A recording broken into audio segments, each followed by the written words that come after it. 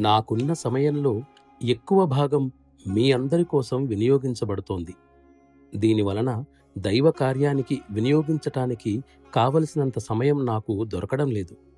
ఆ విధంగా అనవసరంగా నా సమయాన్ని వినియోగించుకుంటున్న వారెవరు? వారిలో ఎక్కువ మంది నిజానికి దైవం పట్ల కనీస తపన కూడా లేనివారే. సరైన రీతిలో వారు విధేయులై ఉండగలిగినట్లయితే నా సమయంలో ఎక్కువ భాగాన్ని మిగుల్చుకోవడం సాధ్యమవుతుంది. నిస్సందేహంగా వారు దాన్ని పొందాలని కోరుకుంటారు, కానీ దానికోసం భక్తి ప్రేమలతో అర్పించుకోవడానికి మాత్రం ఇష్టపడరు.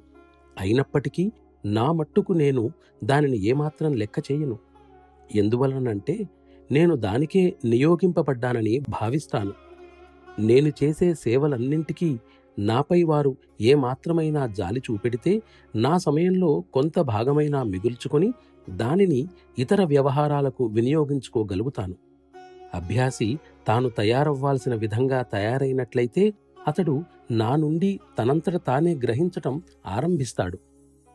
పూర్ణ అభావస్థితి పొందడం అంటే చిట్టచివరి పరిమితి వరకు శూన్యం చేసుకోవడమే.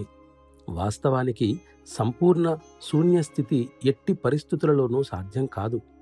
ఏదేమైనప్పటికీ అభావాన్ని మరిచే స్థితినే సంపూర్ణ అభావస్థితిగా తీసుకోవచ్చు.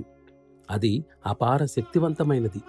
అవతార పురుషులు కూడా దీనిని పొందలేదు. ఆ విధంగా సంపాదించినట్టి మహత్తర శక్తిని బ్రహ్మ, విష్ణు, మహేశ్వరుల వంటి దేవుళ్ళు కూడా ధిక్కరింపలేరు. మన సహజ మార్గ విధానంలో సామాన్యంగా అనుసరించే పద్ధతి అదే. మొట్టమొదటి నుండి అభ్యాసి క్రమక్రమంగా శూన్యీకరణ వైపుగా పురోగమించటం ప్రారంభిస్తాడు. కానీ ఇది నెరవేరటానికి సరైన గురువు తప్పనిసరిగా అవసరం.